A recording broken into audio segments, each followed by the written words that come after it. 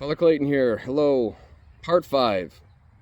I thought to share a demonic story. One that I think is appropriate because it's a public known story. You will run into the demonic here and there. As priests, we run into them, the possessed, the afflicted, all the time. I've had parents bring in their children by dragging them into the church. I've had spouses beg me to come over because their wife or husband is having a serious breakdown, demonic attack. Some have been in a type of trance and they can't get out of the trance and they're almost in a weird spiritual coma. You name it. I want to tell you a story about what happened to me in a parish, my previous parish. I ran into the demonic in public, and a lot of people know this story, and a lot of people believe that it is true, which is interesting because I got a lot of phone calls. People were concerned, and there was nothing I can do. Some crazy person, a young woman, she knows who she is. The town knows who she is. 19 years old, drunk off her butt. And most likely on prescription drugs, psychiatric drugs or something. But one Sunday afternoon, this was in early summer 2019, 6 years ago, I go to a bar grill. It's a restaurant. It's one of the best restaurants in town. In this town, there was 6 or 7 bars, grills on Main Street, next to a bank, a general store, a little hotel with six bar grills. And so everyone knows everyone. It's a really tight, it's a weird town. It's just nuts. What goes on there is demonic. Everyone can agree with it. It's got some dark history. But I went to a place around noon after Mass. I went and watched the game, some baseball, and I forgot my wallet. So I went maybe 40 minutes, noon to 12:40, watched the game, left. But I forgot my wallet. So I told the waitress I would be back later to pay for it. They knew me, I knew them, everyone knows everybody in small towns, so I go home, I nap, I do the laundry, I take care of Reb, we go out for some fun. I watch a movie. And then it's like 8 o'clock at night. I'm like, oh crap, I have to go pay my bill. So at 8 o'clock, I go back to the Bar Grill. It's a sports bar. And pay for my bill. So I go there, bring my wallet, go right inside the restaurant. 8 o'clock. Pay it, and automatically some woman, one of the waitresses that worked there, she comes up to me just reeking like alcohol. I'm waiting for my receipt, and she kind of gives me this weird sadistic grin and says, you want to hear my confession? I said no. She got a little annoyed. She's like, I want you to hear my confession. I'm like, I'm going to bed. You can come back, go to church. That's where I'll hear your confession during confessions. I wasn't going to entertain her she was so drunk. So I signed my receipt, I turned around, and I left.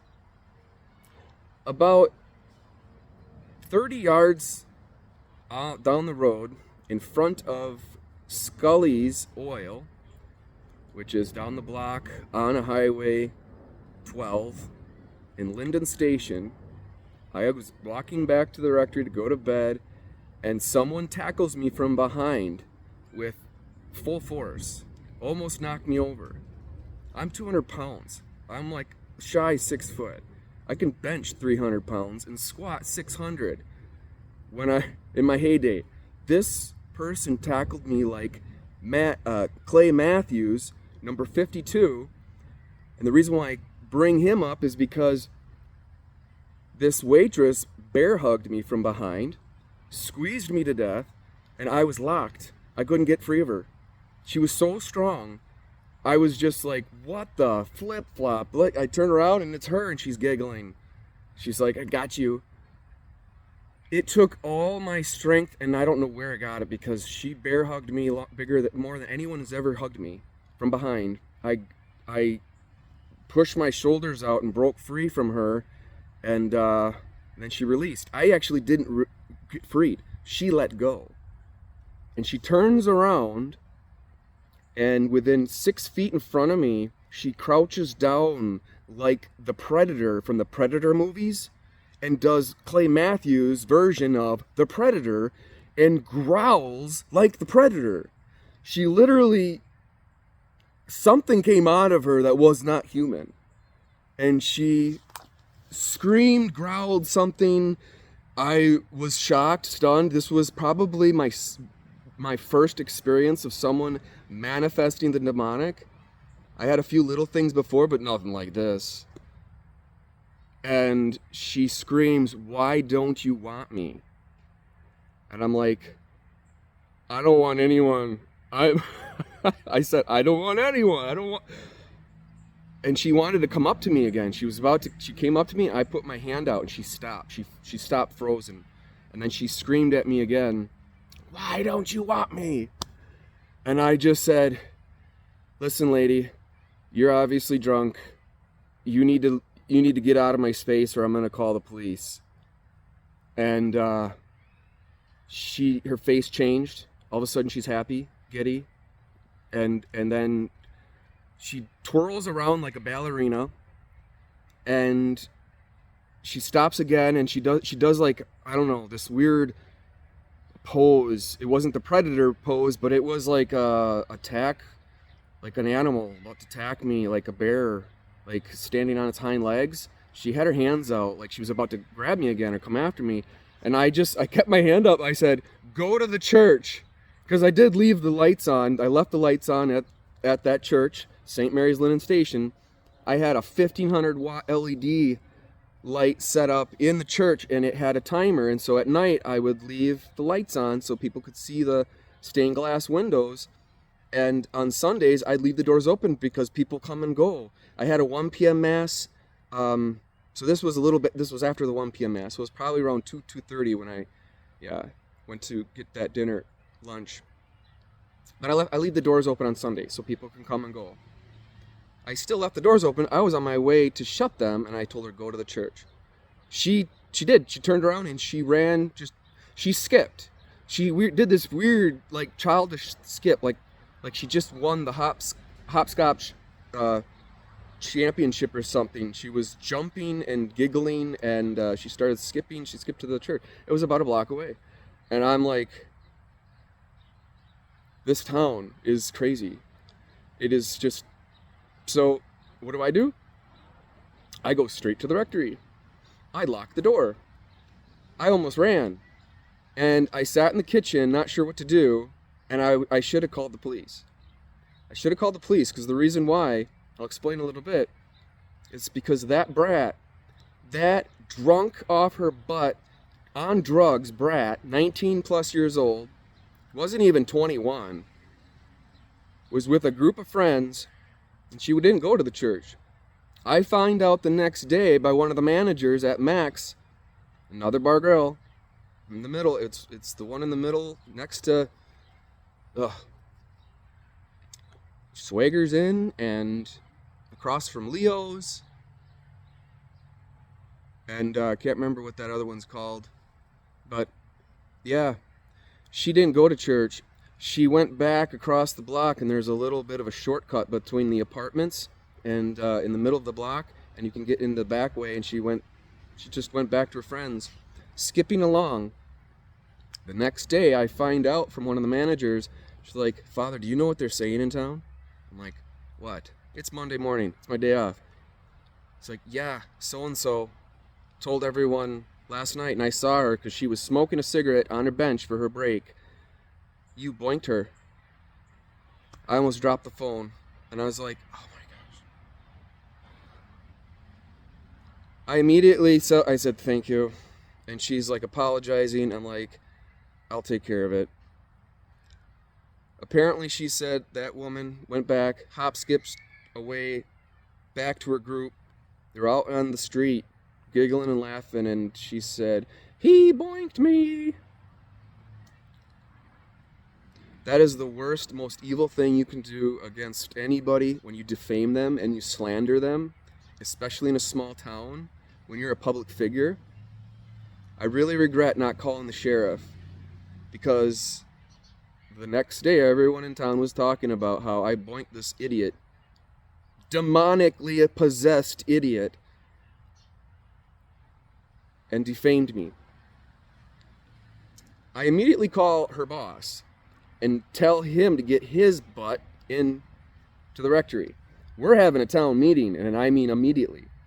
I then get everyone was calling me, the president, the PCCW, the pastoral council, the finance council. I get 3 of them involved, and they come. These are my leading team in my parish. Then I called the woman from Max, and then I called the manager from another place. We had 4 managers. There's 7 people, and we waited for everyone, and I told them exactly what I just told you. And I said, this is just what it is. And they felt bad, and I'm like, you know what?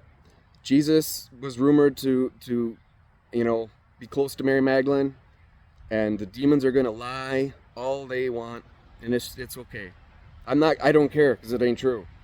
I just wish I would have called the police, so there would have been an incident report. I then had to file an incident report with my diocese and tell them, yeah, a crazy person grabbed me. I couldn't be free of this. She was a 120-pound woman. She was young idiot. I don't care, because I know it's true. I know it's not true. And still to this day, people think it's true. So that's what happens when evil people get drunk on drugs, and they do evil, and then they slander and gossip and run amok. And yeah, be careful. The next day, and I chew her boss out a little bit. I called her up. I said, do you know what you did?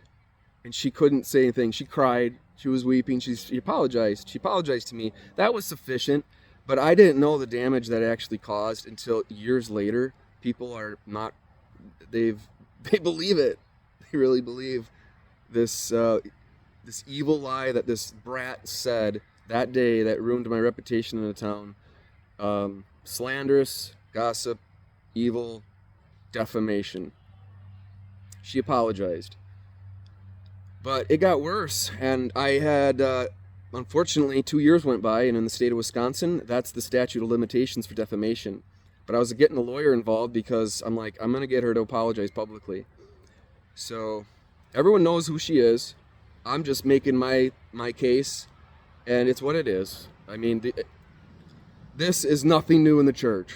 The priest that I had come, that I did an incident report, the vicar of clergy who came, he filed it. It's in my file. That's what it is. I do not care. I mean, it's sad, but I know what the truth is, and so does God. So be careful. Pray. Be careful when you drink with drugs and you're in the state of serious sin.